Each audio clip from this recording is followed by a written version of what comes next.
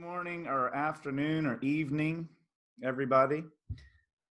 So glad you are all here. For those of you who are new and joining us here for the first time, my name's Pete Candler. I'm a writer and photographer based in Asheville, North Carolina, and I write about memory and amnesia in the deeper South, in the American South at adeepersouth.com. The vision of a deeper South is rooted in the idea that the spiritual, political, and cultural health of a nation, region, city, town, or person depends upon an honest and unflinching memory, that the gravest danger to our cities and ourselves is a willful amnesia, that hope is to be found through the work of active remembrance, putting back together the fragments of personhood scattered by a culture of selective memory. I am really delighted and honored today to have Susan Neiman join us from Germany, where she is based as a director of the Einstein Forum and is the author of a recent book, 2019, I believe, entitled Learning from the Germans, Race and the Memory of Evil. It's a really incredible work of personal memoir, philosophical reflection, and cultural analysis around the experience of growing up in two different cultures, in the Southeast and in Germany. And what Susan brings to the discussion that is so unique and I think so powerful is this kind of double exposure. That's a metaphor we've used a lot here. But the experience of the way memory is practiced or not practiced in Germany since World War II and in the United States since the Civil War. And so the book is a singular work that combines so many different aspects of Susan's work as a philosopher and her personal experience that bear on our discussion of public memory, collective forgetfulness. And I want to welcome Susan here, who is joining us from Berlin. Let me see if I can pin you. There we go. And Susan, I had this unusual experience reading your book because you are a professional philosopher who has written a great deal on evil. In fact, I remember encountering your book, Evil in Modern Thought, as a graduate student in Cambridge in the 1990s. And it was, I think there were multiple copies on the shelf there. So what the unusual experience is reading. Changing out towels, and that's the Can you hear me? 2002, that book came out, so it couldn't have been the 90s. Oh, well, then it must have been a different library. It was probably Duke.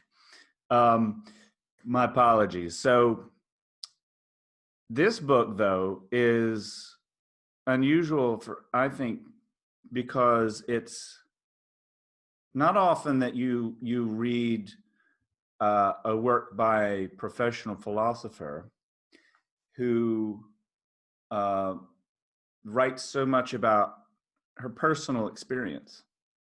And the other part of it is that drew me into learning from the Germans was that a lot of what you describe in this book comes out of road trips, out of an experience of driving around the Southeast, particularly in the Mississippi Delta, which is something that has really driven my own kind of work in the last few years. But it goes back even farther because we have a kind of similar history a little bit, because you grew up in Atlanta and left. I think your family moved there from Chicago. And this experience of growing up in a Jewish family in Atlanta in the 1950s, correct me when I'm on the dates here. I don't. 55 to the end of 68. Okay, so that's a pretty interesting time to be in Atlanta. A lot happened during those years. How much of that experience, well, maybe could you just tell us a little bit about what that was like? I mean, you talk about this in the book, but for those of us who haven't read Learning from the Germans yet, could you take us back a little bit to that experience of growing up in Atlanta and how that shaped and directed the work that you do now? Sure. So you're absolutely right. My parents moved from Chicago just before I was born. And my friend, the historian Diane McWhorter, whose work you should know if you don't, she actually would be a good person to interview. That's a real Southern belle who wrote The History of the Civil Rights Movement in Birmingham, a wonderful book called Carry Me Home. Still in the hospital? Somebody's kind of... Yeah, could I ask those of you in the gallery to mute yourself, please, for now? We'll open it up to questions later. Thank you. Anyway, Diane wrote this wonderful book, Carry Me Home, for which she won a Pulitzer. But she's a real Southerner, and she calls me a carpetbagger. And there's something in that. You can hear it. I didn't ever acquire a real Southern accent, although when I'm in the South, I start drawling a little bit. But it was made very clear when I was a child that we weren't really part of the South. Atlanta, of course, was a fifth of the size that it is now. It was a completely different place, and it was totally segregated. One reason why I didn't feel at home, I was perfectly happy to be proud of. My mother got very involved in the campaign to desegregate the public school system. And we, of course, the children didn't know it at the time, but she was involved enough so that we got calls from the Klan in the night saying, "We know where your children go to school." And it was, a point of deep conflict between my father and my mother. But my mother really was on the right side and tried very, very hard to, she just instilled that in her children based on, my mother wasn't an intellectual, she was a housewife. But her version of Jewish theology was we were slaves in the land of Egypt, and therefore it's our responsibility to, I don't think she used the word solidarity, but it's our responsibility to, look out for other people who are, oppressed or were slaves. Unfortunately, the whole Jewish community did not feel that way. The synagogue that we belonged to, the temple, which was famously bombed in 1957 by the Klan, had a rabbi also from the north, I have to say, Jacob Rothschild, who organized the dinner that the city of Atlanta finally gave when Dr. King won the Nobel Prize. I got to go to that. So, I have very strong memories of all of that. But the most of the rest of the Jewish community, because of course the Klan was almost as anti-Semitic as they were racist Black people, most people kept their heads down. And so I had a kind of a lonely childhood, read a lot of books, played in the woods, and wanted to get out of the South as soon as possible. I've got to say it. just to keep things honest. Now, of course, my family left when I was 13, so I don't have family connections there anymore. But going back to the South, as I began to do on somewhat regular occasions, I actually feel deeply connected to the place. And I get what's special about the South. And I think it is true that Northerners would like to say all the racism comes from the South and we're just doing fine. And that is not true. And the reason when I decided to write this book, I decided to spend the time in the South. I had a sabbatical coming to me, not because I think things are worse in the South, but I think they're clearer. And I really came to feel that, you see the best of the country as well as the worst of the country in, of all places, Mississippi. Mississippi, I kind of wound up in as a base by accident. I was invited to give a talk by something called the Winter Institute for Racial Reconciliation. Unfortunately, it doesn't really exist in the same form for a variety of reasons, but it was at the time a wonderful group of people, about half of them Black, half of them white, who were working on racial reconciliation conversations now, retelling the history. They were largely responsible for a number of things, like making sure the main murderer of Cheney, Goodman, and Schwerner finally went to jail and died in jail. And they did work all over Mississippi, and I learned an immense amount from that experience. So my relationship to the South is, it's complicated. As a kid, all I wanted to do was get out of there. But I find myself being very moved by the South. And maybe I could just tell one more story before you ask the next question. This is something that I put in the afterword to the book, which will come out in paperback at the end of the summer. But it happened a week after I had turned in the manuscript, so I couldn't put it in the book. I was riding on the New Jersey Turnpike from one conference to another. It was late, it was raining. I was actually scared of falling asleep at the wheel. And so I had the radio on blasting and I was singing along. And suddenly, Joan Baez's cover of The Night They Drove Old Dixie Down came on the radio. And I feel the way you always feel when a song comes on the radio, great. And I'm singing along and I said, wait a second. Is this song really an elegy for the lost cause? Is there any ambivalence? Can I redeem it somehow? And I just thought, no, I can never sing that song again. And I thought, man, Joan Baez's civil rights creds are as good as they get. She not only sang at the March on Washington, she sang at Selma when white people were being killed at Selma. So, it doesn't get better than that. But if she saw no contradiction between singing this elegy for the Old South and supporting the rights of the people the Old South enslaved, then we have a gigantic national problem, even on the left, even among progressive people. We don't know our history.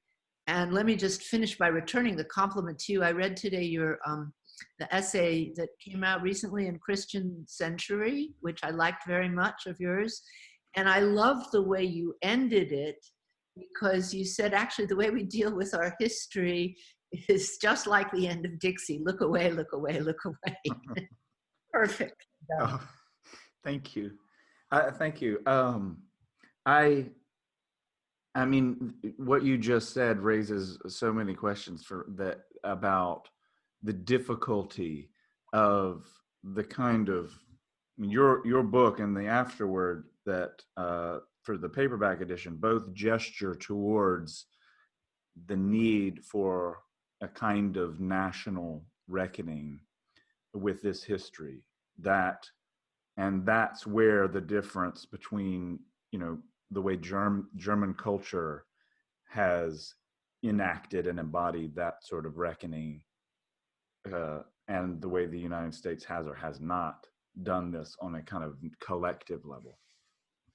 Before we talk about that, though, I have to ask you about the dinner for King in 1964. I don't think I knew that you were there. This is one of these stories that in Atlanta history is just, there's no sort of public memory of this event.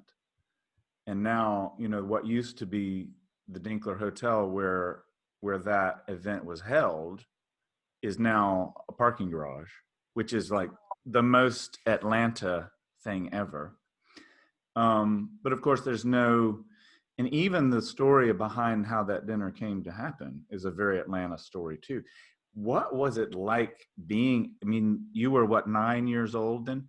9 years old. What was that? And I got to go, frankly, my mother was a supporter of the movement. My father really wasn't. He said he had a headache, but I don't think that's the real reason he didn't take his ticket. So I, as the oldest child, got to go. And the main thing that I remember was the Morehouse Choir singing "We Shall Overcome" at the end. And I never heard that song. And I felt like I was hearing music from heaven. So, this is a child's memory. I could tell you more. I hope this isn't too much name dropping, but it is an Atlanta story. Do you know anything about the Actors and Writers Workshop? Only from what I've read in your book. That's the first time I've heard of it. Should be better known. Yeah. So the parents of Julia and Eric Roberts were themselves actors, and they founded the first integrated youth group in Atlanta, Georgia, called the Actors and Writers Workshop. And we met 3 times a week. It was a kind of haven for those kind of, bohemian liberal kids, teenagers who, felt not at home in the rest of Atlanta. And we loved it. We learned about writing. We learned about acting. We learned about hard work.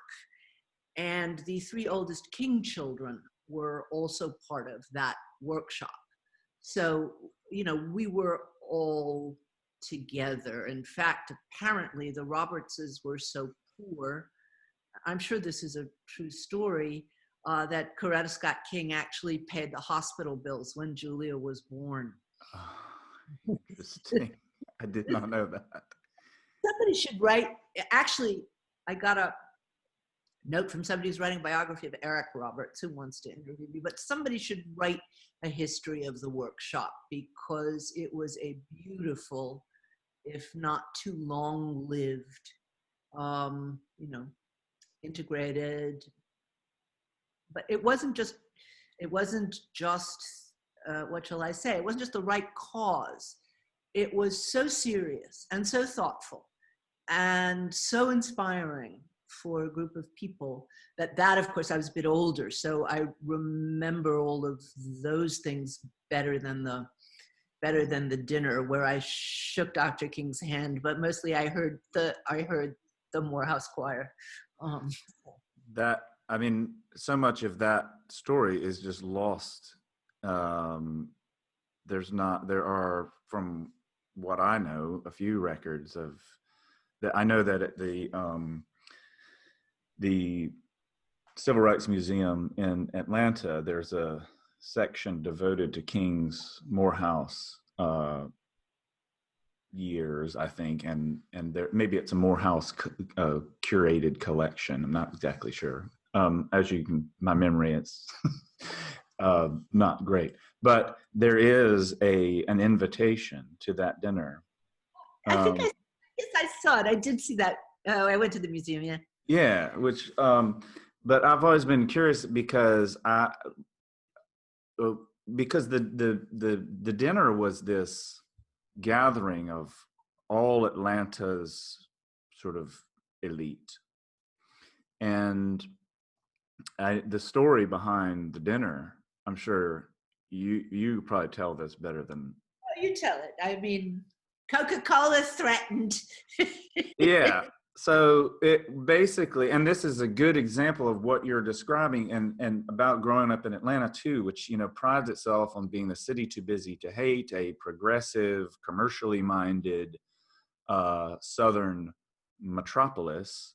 And when this dinner was announced, the white business leadership in Atlanta was just not interested. And I think it was January of 1964, if I'm right about that. And it was like a week in the future, and nobody was RSVPing. All of the white leadership was just like not going to show. And it wasn't Robert Woodruff, but Paul Austin, J. Paul Austin, I think, who was the president of Coca-Cola at the time, gathered a group of white leaders in somewhere in Atlanta, and essentially said, I think his words were that Coca-Cola does not need Atlanta. You need to ask yourself whether or not Atlanta needs Coca-Cola. I think it was something like that. Atlanta so needed Coca-Cola that they were always, and one knew this as a child, they were the anonymous donor for, you know, every bit of the arts, every, you know.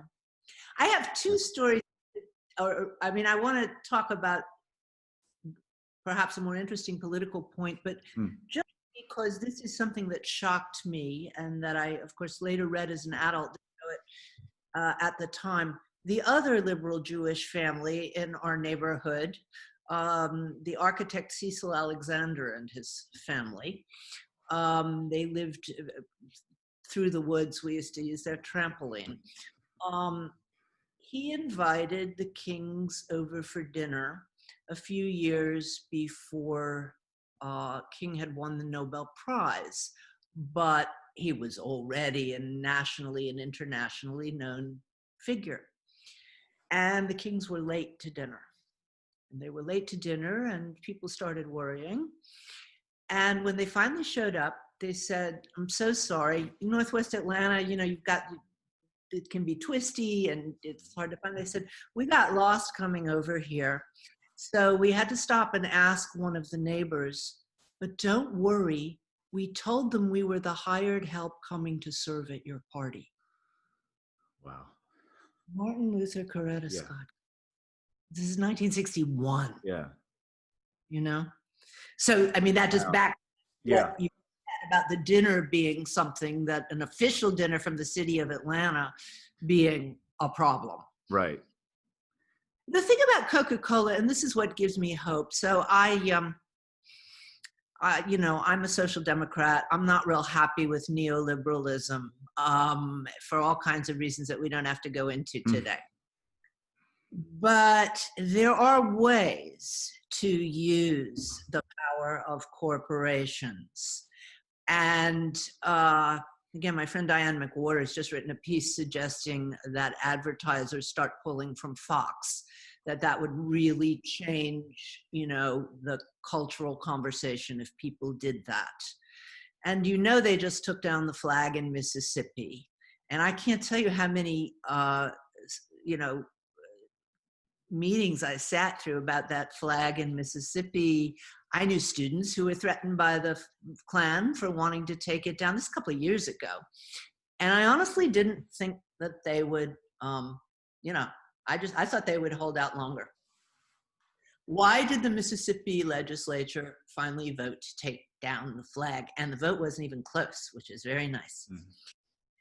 Mm-hmm. So when you go to Mississippi, one of the first things people tell you is, well, Christianity is our first religion and football is our second. And they're not even joking, they really mean it. Yes. One of the major college sports industry associations said, if you don't take down the flag, we could take away your hosting privileges. And all of a sudden, 70% of the Mississippi legislature is willing to do it. Now, what does that show us? And we can go into the German story later. We don't have to begin with, sort of the best of wills and a total commitment, for moral reasons. You just have to begin. And, most important changes in history arose from a mixture of motives. There was self-interest, there's economic interest, there's fear, there's caution. And that was true of the Germans too. My feeling is the way Coca-Cola threatened to leave Atlanta, which in the Atlanta of the 60s would have been the disaster. There wasn't a lot of industry in Atlanta. It was Coke. The way that they proceeded is the way we need to proceed with things like Fox and Facebook and, people who need to be pushed. And if they, if the pocketbook pushes them, who cares? And that's kind of a very Atlanta thing too, in the best sense, where that ultimately it was, a commercially driven motive, but you say this in the new afterward that it, as you just articulated, it doesn't really matter whether the motives are pure or not. And it's, if we all wait until we all have the right motives, we'll still be here in 50 years. I wonder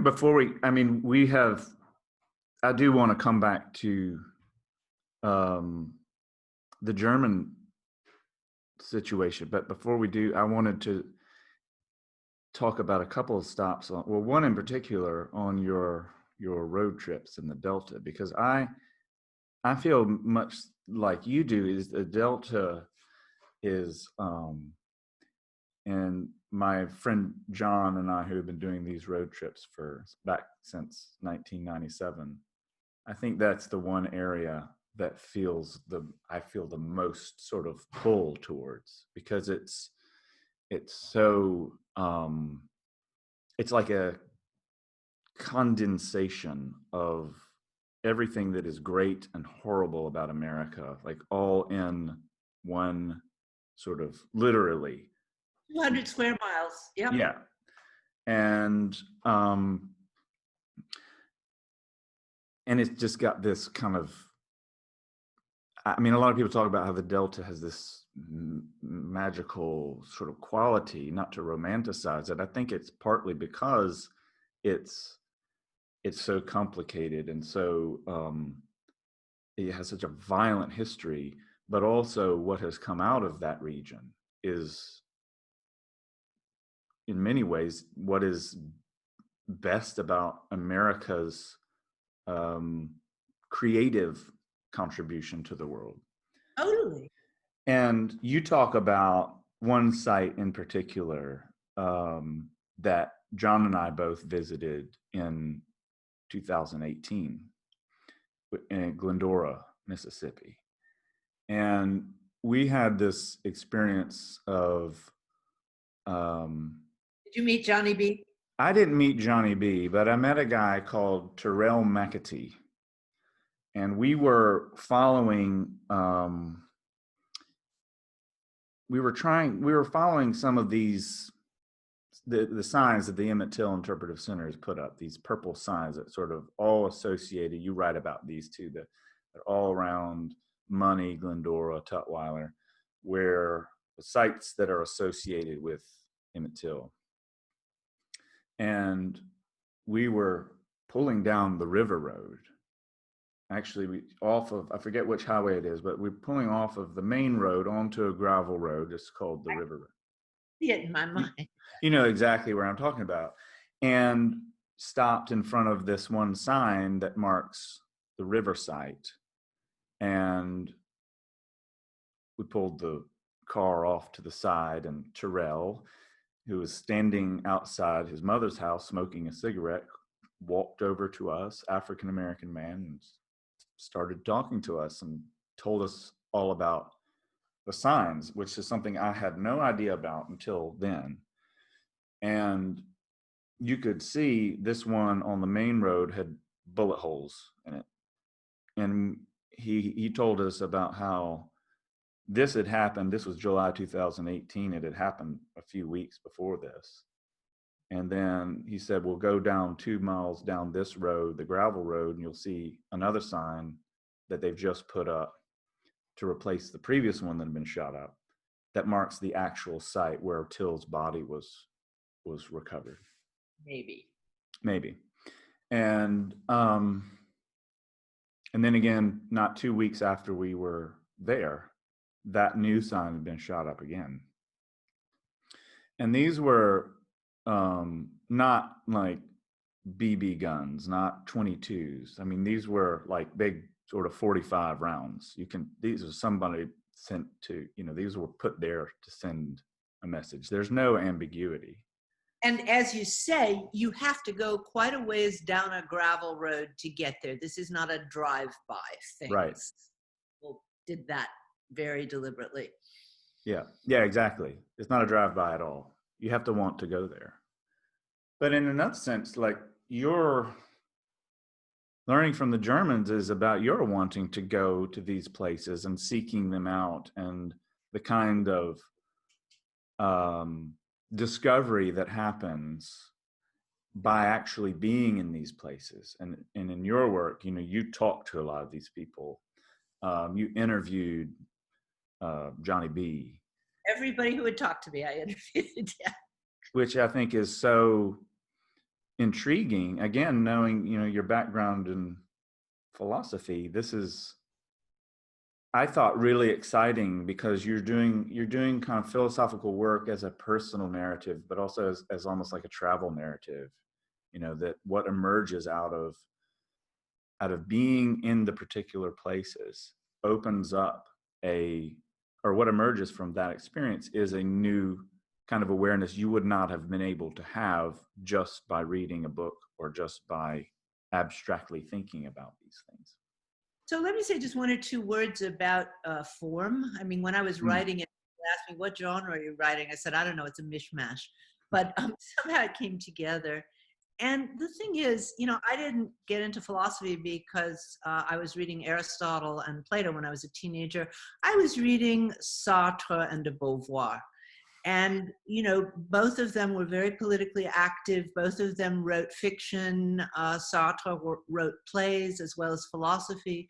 And that just didn't seem to me to be a contradiction. Now, I know, of course, that not a lot of people do that. But it's worth remembering that Ralph Waldo Emerson and Henry David Thoreau are the people who are responsible for our remembering John Brown not as a crazy terrorist, but as a freedom fighter. And they not only wrote and spoke about him passionately, wrote beautiful defenses, very much worth looking up. They illegally helped his co-conspirators to escape to Canada. It was Emerson's horse and wagon, and Thoreau drove it. So even in our tradition, we have examples of people in philosophy, who were out there, who were active. And I mean, what can I say? It's a tradition we should be proud of. But I gotta say, I went to school, went to college and graduate school at Harvard. The philosophy department is housed in something called Emerson Hall, where there's a life-size statue of Emerson. Did I learn a word of this when I was there? No. Something I found out many years later. So I think that's the story of many of our lives. The things that we did not learn, even if we had a good education, the stuff that was left out. What about Sumner, or that part of, Glendora is a few miles down the road from Sumner? The good news is first of all, they did finally raise the money to put up a totally bulletproof sign. But more interestingly, Patrick Weems, who's the director of the Emmett Till Interpretive Center, and just helped me enormously meet people and talk to people and found me a place to stay when I wanted to spend some real time in the Delta. I wrote to him just recently, and he said they have 10 times since George Floyd's murder, 10 times the number of people writing, donating, asking how they can help. And we're living in a tricky moment, but it's a moment of hope.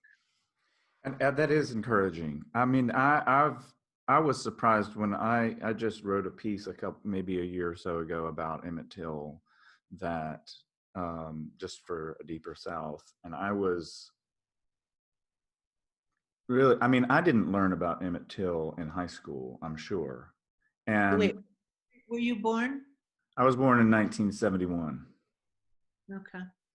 So, I mean, maybe it was mentioned, but it certainly didn't register. And I've had a number of people write to me since saying, who are my age and older, who this was like the first they'd ever heard of Emmett Till.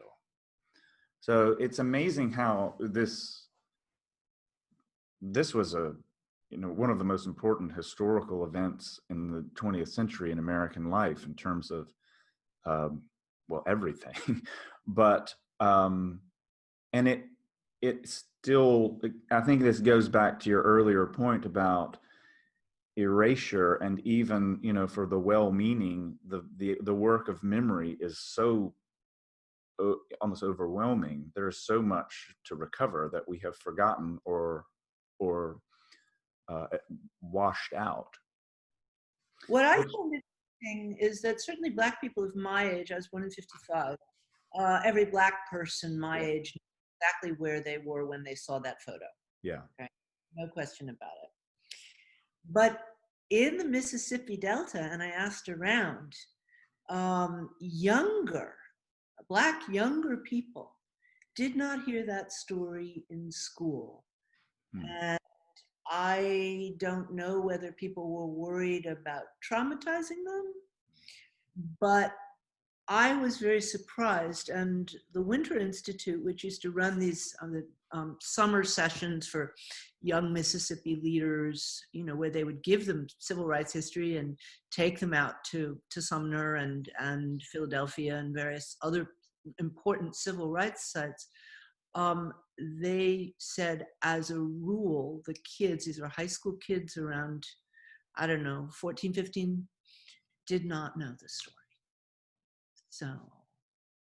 Well, let me, I want to ask about how this phenomenon, which seems so uniquely American in some ways, this amnesia, this collective forgetfulness, whether it's by accident or by design or something else, how your experience in Germany, how is it's looked very different since World War II, the way you describe it, where there has been a concerted public or national effort to distance, well, maybe not, that's not the right word, to at least acknowledge and confront the Nazism and the complicity of the German people in the Third Reich. And so how is, if there's one example, maybe, I mean, there are a number of monuments that you mention in Germany that are kind of almost like counterexamples to the conversation that we're having now about Confederate monuments. You would never see a monument to a Nazi soldier or commander in Germany now. So the interesting thing is, I actually, I wrote that for the Atlantic. And of course, some reader writes in and says, no, there's one here. Sure. And it turns out there are a couple, and that neither myself or my friends knew about them is they're so, I mean, they're just in tiny towns. They're, somebody forgot to take them down. What there are instead, and Brian Stevenson told me that, who I had the honor of interviewing for this book, that he was inspired to create his lynching memorial by what he learned in Germany and what he saw in Germany, and the ways in which there are monuments to the victims and the few resistance heroes that there are. I have to say that monument is worth a trip to Montgomery. If you haven't seen it, the pictures don't do it justice. And I think it's the most awe-inspiring monument I've ever seen anywhere. Let me tell you one fact about Germany that shocks Americans, but it's really important. When the war was over, the Germans did not get down on their knees and say, "Oh my God, what have we done? We're so sorry. What can we do to atone for it?" There was one famous German who did, Willy Brandt, who was the chancellor of the country in 1970. He had personally nothing to atone for. He was a social democrat who left the country as soon as Hitler took power. But there's this very famous picture of him kneeling at the Warsaw Ghetto Monument. And that's a picture that went around the world, and it created kind of a false impression because it made people think, well, of course, the minute they saw what they had done, they must have all gotten down on their knees. They did not. And the majority of the country was not happy that Willy Brandt did. The reason why this is good news is pushback is what we need to expect. Everyone wants to see their people as heroes. And if it becomes impossible to see your people as heroes, then you say, well, they were victims of history. And one of the epiphanies that I had while writing this book, which was really important, is that the West Germans in the first decades after the war sounded exactly like the defenders of the lost cause. And if you look at what they said, it was, we lost the war, our cities were burned, our men were wounded or in prison camps, and our women were violated, and our children were hungry, and the damn Yankees want to blame us for starting the war. I swear to God, this is how most West Germans saw things for a long, long time. And so what changed? I have to say, and it's a complicated subject, so I think we might want to leave it for a different conversation. East Germany was very different because the communists were the first victims of the Nazis, and the leadership of East Germany had either been in concentration camps or been in exile, to avoid being killed during the Nazi period. So they really were anti-fascists. They were, from a top-down perspective, they rewrote their school books. They renovated the concentration camp at Buchenwald. Every German child had to go and visit it. They had lots of films about Nazi crimes and books. And there were problems with it. It wasn't a perfect working off the past, but it was better than what went on for about 4 decades in West Germany. In West Germany, for sheer political reasons, because Konrad Adenauer, the first chancellor, wanted to get back in the good graces of the West, he agreed to pay reparations to victims of the Holocaust and to the state of Israel. But there was a kind of devil's bargain in it, because his idea was, well, if we pay you money, can we shut up about the Holocaust? Can we keep the old Nazis in their jobs? And, they were all over the school system. Those are all state jobs. And by the way, if you think that the Nazis were the poor and uneducated, the highest proportion of Nazi party members had college degrees. So we would like to think that it was the unliterate mob. It wasn't true. So what that meant is all the universities, all the schools, the police departments, the foreign ministry, they were all completely filled with Nazis. after the war, and there was some money paid, and Adenauer said, let's just look to the future and go ahead. And what changed was really a movement in civil society. Some of the churches were quite active. Some of the churches genuinely regretted that they had not been more involved. So they began to start programs.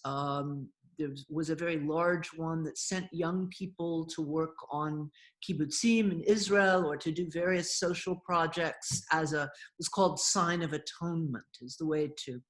You had writers and artists and, other good people, not a whole lot of them, but enough so that you had a movement that started going, particularly in '68, when the generation that was coming of age was faced with the fact that their parents and teachers had been Nazis and they were outraged.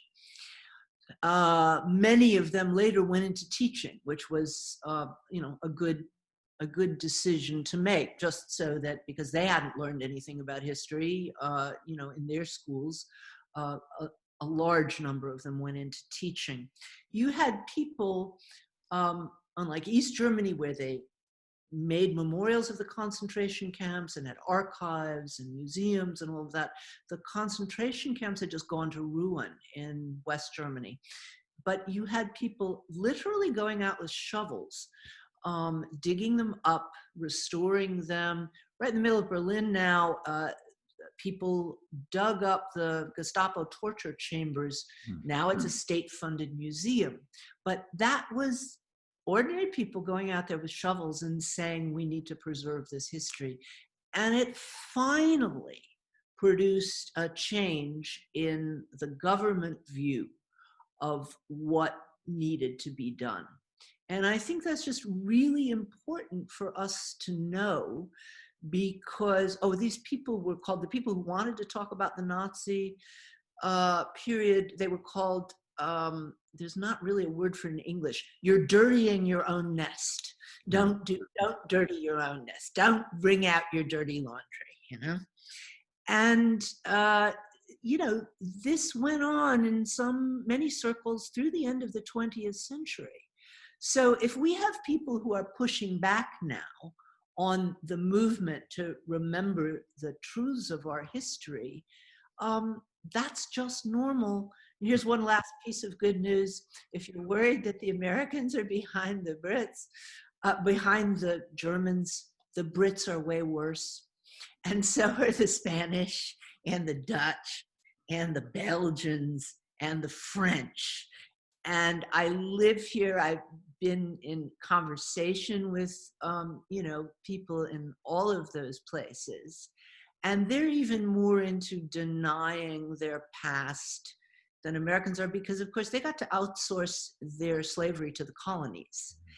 And, it just simply wasn't as visible a part of European culture as it is. And of course, you can't imagine American culture without African American culture, which isn't true of Europe. But Europe is starting, and it's the things that have taken place here since George Floyd's murder amaze me even more than what's been happening in the States, because the States has been building up to this, in my view, ever since President Obama gave the eulogy for the 9 people who were massacred in Charleston. It was the first time we had an American leader saying, take down the flag, and we have to do something about this history because it's going to bring violence into our present. So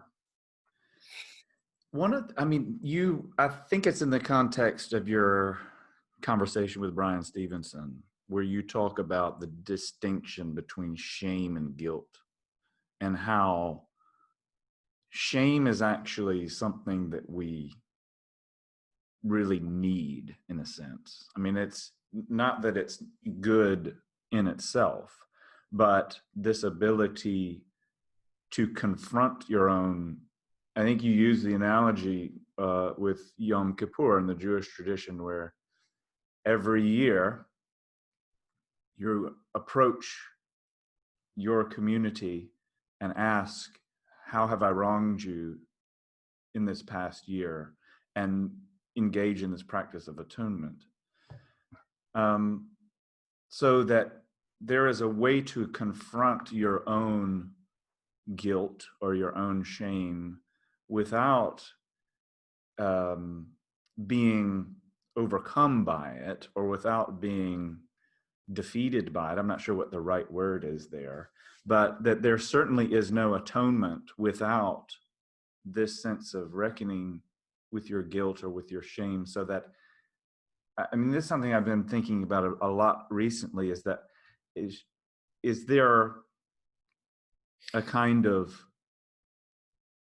promise or a hopefulness included in this idea of guilt or of shame, that the very fact of reckoning honestly with your own, for example, the way you've hurt somebody or wronged somebody in the past year, that implies the possibility of correction or redemption.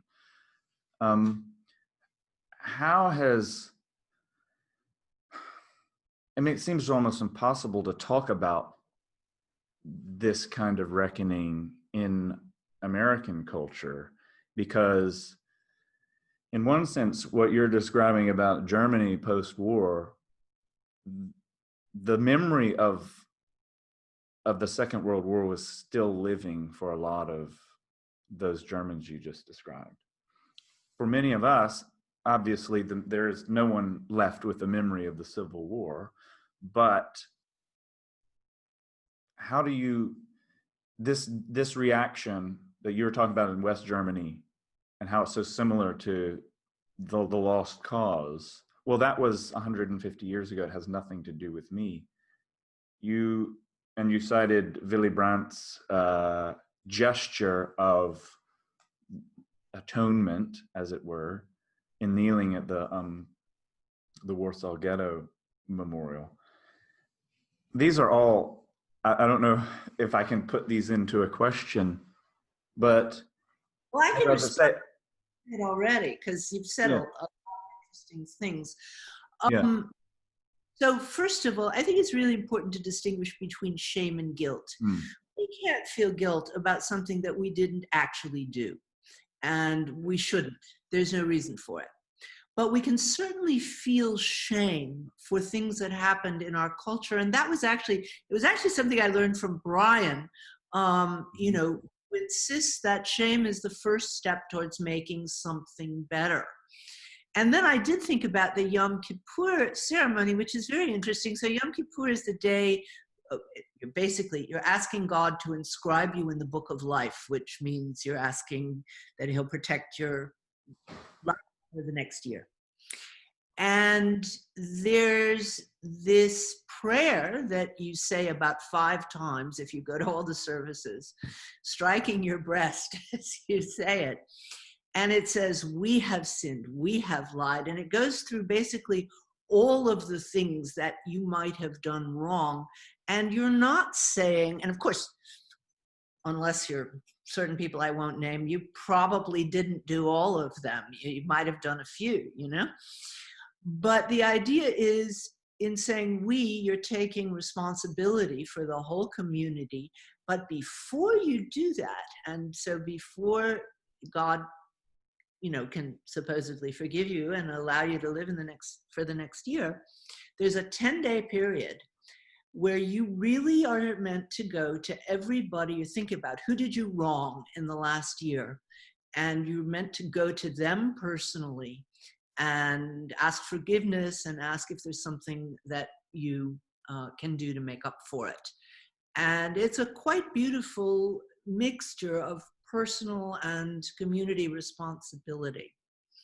Let's talk about the fact for a minute that the Civil War ended 155 years ago. And most of us learned something about it in school. What I learned, and I know that I'm not alone, was the Civil War was terrible. We fought it to free the slaves. I know in the South one has a somewhat different But you know, I had this family background that said, Mhm. you know, the war was fought to free the slaves. And yeah, then there was kind of a bad time called Jim Crow, and there was racial prejudice and segregation. But then came the civil rights movement, and the Civil Rights Act was passed, and everything was fine. And then we elected Barack Hussein Obama. There is 100-year hole in our history. Mhm. And one of the things from 1865 to 1964, 99 years, if you like. One of the things that I've begun to argue for very strongly is that we stop using the expression Jim Crow. Because Jim Crow is innocuous. It makes you think of racist caricatures, but it does not make you think of racial terror. And Brian Stevenson calls it the age of racial terror. And he's exactly right, that this part of our history was wiped out. It was wiped out by Hollywood. It was wiped out. And by the way, not just in Birth of a Nation and Gone with the Wind, the two most famous films. There were hundreds of films glorifying the Confederacy. I mean, everybody wants a rebel. It's cooler to be a rebel than anything else. So somebody wrote an academic book actually counting of all the films made about the Civil War, how many glorify the Confederacy and how many the Union. And it's like 10 times as many glorifying the Confederacy. You know, and then songs like The Night They Drove Old Dixie Down, as I mentioned in the beginning.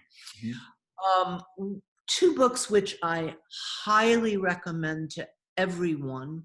One is by the historian Edward Baptiste, who wrote a book, The Half Has Never Been Told, which really explains how much of American wealth, and not just in the South, was built on cotton, and moreover, explains that cotton was produced by torture. I think I quote him as saying torture was as much part of the process as the wind and the rain. Whipping slaves gradually to make them produce more and more was part of that process. So our national economy was built on torture.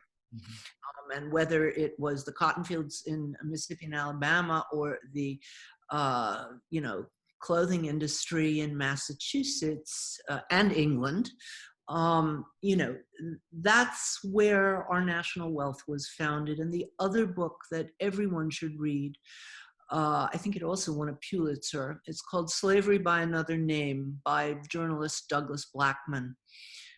And it's terribly important for our time because what he shows is how ordinary behavior, like being unemployed or owning your own small business, was criminalized when it was practiced by African Americans through the black codes.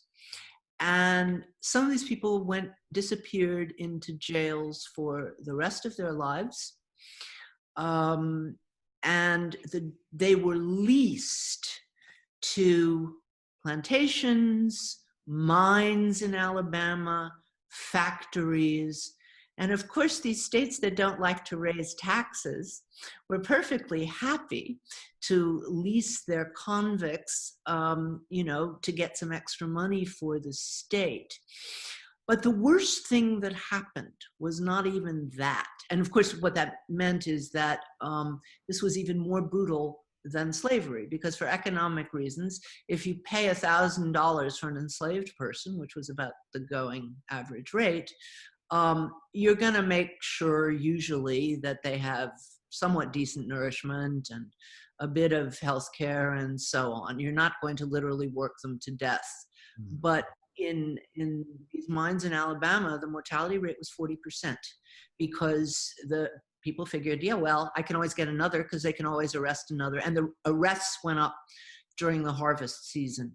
But the worst thing that this age of terror did was to present us with the idea of Black men in particular as criminal. And before that, you had all kinds of racist stereotypes, you know, they're dumb, they're lazy, they're whatever.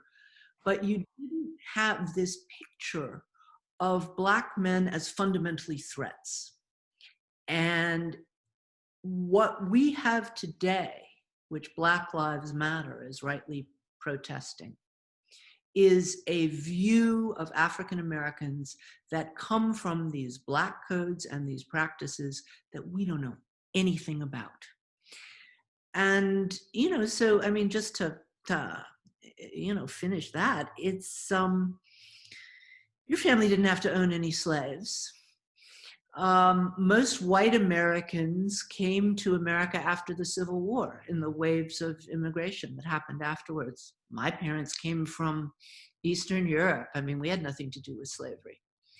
But there was a whole set of benefits, one of the most important being during the New Deal, when FDR created Social Security, but as a sop to Southern politicians who wouldn't allow him to pass it otherwise, said, well, the people who won't get Social Security are domestic and agricultural workers. Well, guess where 70% of Black Americans got their jobs, So if your parents benefited from Social Security, and that is in our living memory, or, the GI Bill so they could get a mortgage to own their own home. If your parents were part of that, you have an advantage that most African Americans did not have. So it's really not so far away if you know anything about that history. But I didn't know anything about that history until I started working on this. Well, it's good to feel I'm not alone in that sense. I mean, so much of this history is new to me in the last few years too. And I think what you described about that 100-year gap in the way history is taught is absolutely been true to my own experience. And the other thing that for me that left out was the way my own family history was bound up with that too. There are slave holders in my direct line. There are, I've got a great great uncle who was responsible for getting African American legislators kicked out of the Georgia State Assembly in 1868 during Reconstruction. And I could go on and on, but so there, when we leave this stuff out of our history, it also has the effect of forestalling or postponing indefinitely that kind of Yom Kippur sort of gesture that we were talking about earlier, about that reckoning, because if you can pretend that it's not in your past, then you have nothing for which to atone. I'm going to open it up because I know there are a bunch of people who would like to hop in here too. And eventually I'll have to stop and get back to work. Yes, no, and we need you to do that because I know that I have benefited so much from your book. And let me ask you, while other folks are jumping in, if you have a question, please, what is the next project? Well, to tell you honestly, I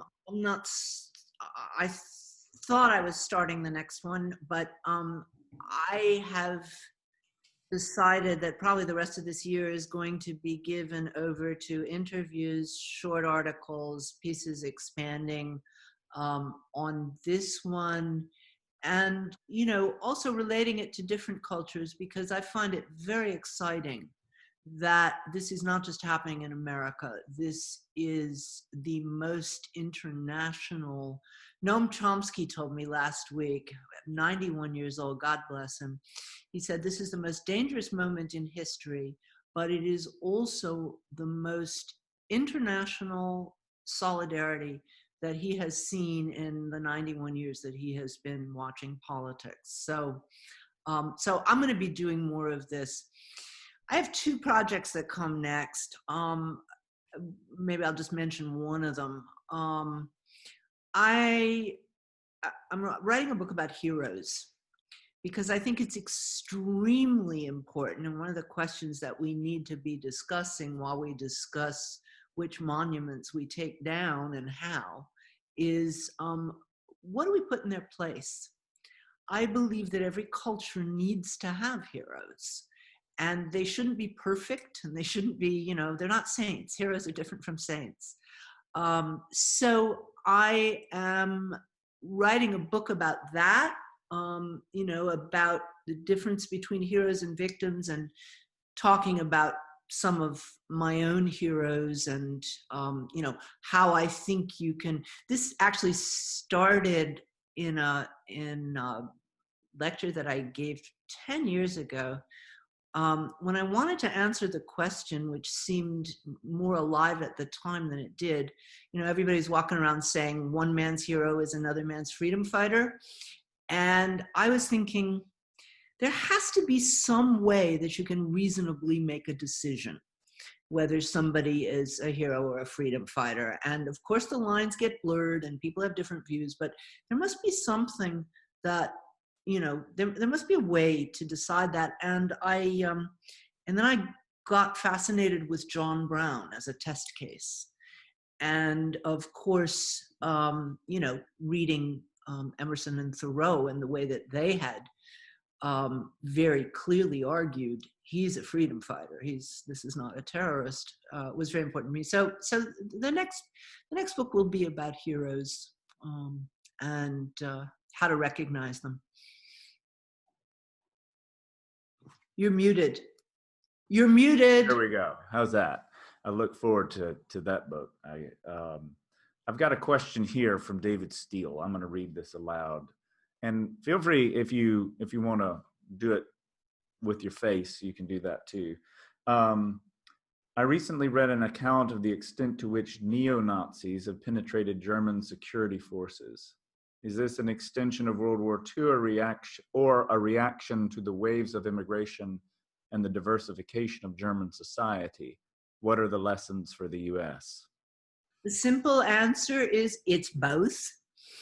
It's quite disturbing. We have had right-wing nationalism in reaction to taking in 1 million refugees in 2015. But I do have to say that there were studies done last year, and despite the fact that the refugees did bolster a native right-wing party, which we hadn't had since the war. Twice as many Germans are actively engaged in refugee integration than voted for a right-wing party. And what that means is, I know people who took strangers into their homes for long periods of time, or spent their time teaching them German, or playing soccer and music with refugee children. People have been really active quite across a spectrum of different professions and ages and all of that. It's very, very striking. Nevertheless, that is part of the backlash. The lesson for the United States is really simple. Working off the past is not a vaccine. There's not a one-shot effort that will rid you of racism. It's a continuing process. It has to be, probably has to be renewed in every generation, because stuff happens. People will see their history differently. It has to take place on multiple levels, legally, in schools, in popular culture, in our streets, in our civic memorials. It's an ongoing process. I'm not arguing that the Germans have done it perfectly or that they've gotten rid of racism, by no means. I was just sitting with an Afro-German woman. We did a radio program together about the same subject, basically, for the German radio.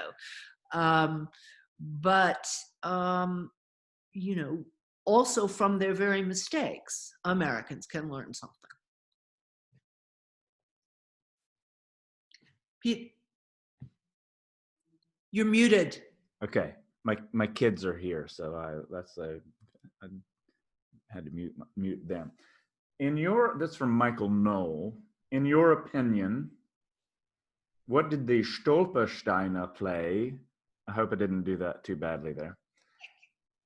What role did the Stolpersteiner play in the evolution of a healthy remembrance culture in Germany? It's really important, and perhaps I should explain the Stolpersteiner to people who don't know them.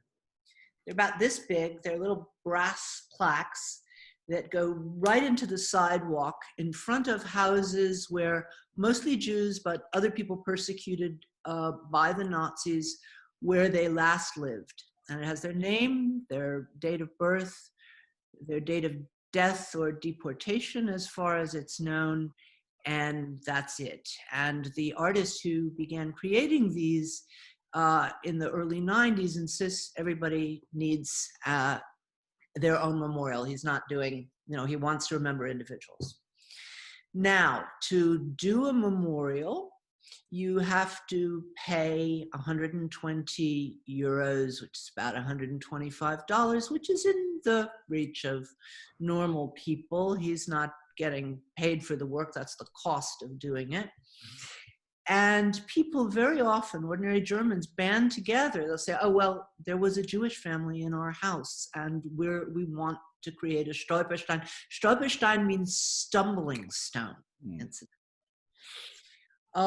And it's been so they not only have to pay the cost of the thing, they're also asked to research the history of the person or persons in detail and to remember this individual.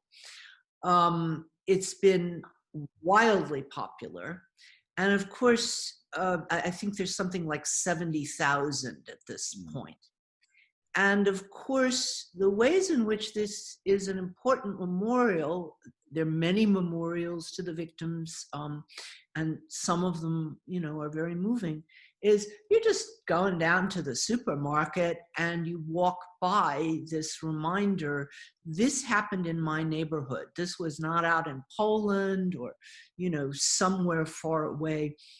It happened right here in the middle of normal life.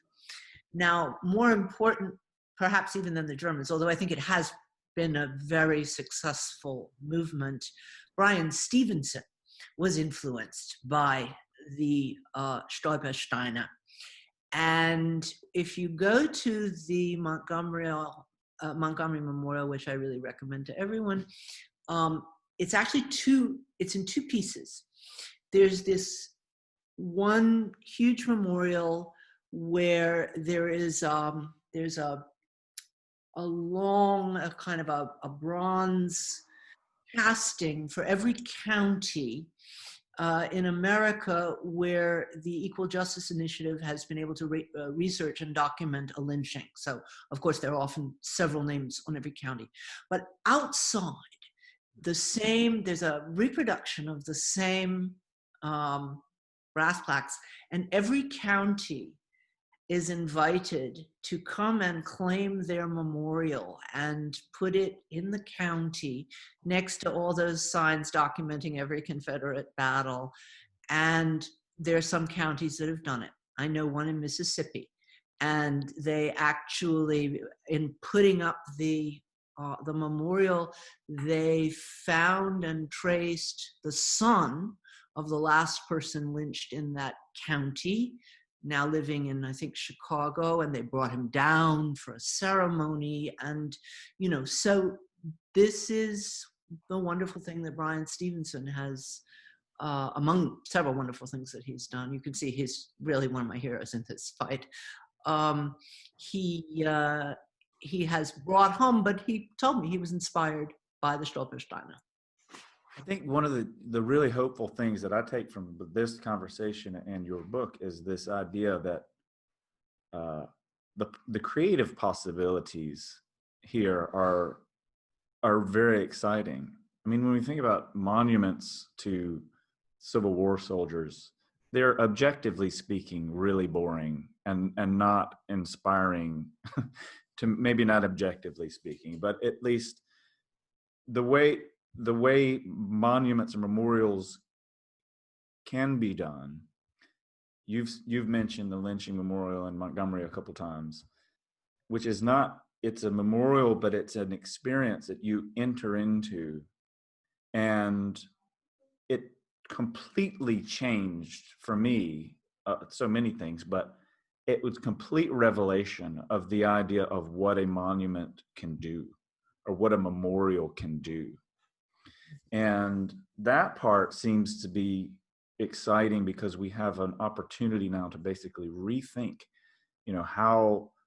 how and whom we wish to remember. If I can just interject for a Yeah. second, that Brian said to me, and I quote in the book, he said, there were white people in the South who fought against lynching, and you don't know their names. Yeah. And there were white people in the South who were against segregation, and we need monuments to them too. Yeah. We need to remember the people who did the right thing. I have more to talk about now than we even did an hour and a half ago, and I really hope that you can come back sometime. We can do more of this because I know you've got to get to other things. I did want to tell one story that I meant to say at the beginning, that originally we had Susan scheduled for a week ago, but she wrote me and said, could we move it later? I'm scheduled to have an interview with Noam Chomsky on that day. And so which will give you some idea of Susan's stature and the circle she travels in. Oh, no, Noam Chomsky is the most humble and lovely man of many I have met. The thing is, I wasn't trying to brag about that or anything. No. Chomsky, we had set up a meeting to talk about these questions because, of course, my day job is running an institute called the Einstein Forum, where we normally have public programming and invite people to talk about interesting things. And of course, we had to go online because of the pandemic, like everybody else. So when we reached Noam Chomsky, he said, sure, I'm doing 2 of these a day. I don't have time until August. And I said, okay, whatever. And then he wrote back and he said, I have an opening. I have one opening before the end of August, and it's on June 30th. And I said, I bet he can change that, because he gave me a couple of dates to begin with. I was very happy to make room for Noam Chomsky. I have no no hesitation. It was an honor that you would join us today. I really feel like this is a beginning of maybe several conversations. I really hope, I hope we get to have one in real life. Me too. As the kids say, before too long. Before too long. And I've mentioned in the chat, for those of you who are here, ways that you can follow Susan's work.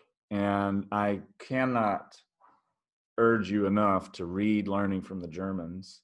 It's a marvelous, magnificent piece of work. And I have learned a ton from it. And I've learned a ton from this conversation. And thank you all for being here. Susan, you in particular, go ahead. I want to say something because I just got a private message from someone named Gregory Voiles. Yes. And I hope you come back to talk about the connection between race and class economics. Capitalism is an enormous part of the problem, I think. I couldn't agree with you more. And Americans talk about class economics and capitalism much less than Europeans do. So yeah, if you want to have a conversation about that sometime, I'm perfectly happy to do so. Let's do it. Let's do it. We'll work on that. Thanks for that, Greg. And thank you again.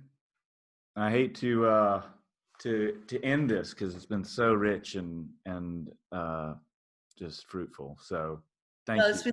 It's been great to meet you, Pete. And I like the work of yours I've seen. I haven't seen it all. So let's meet again.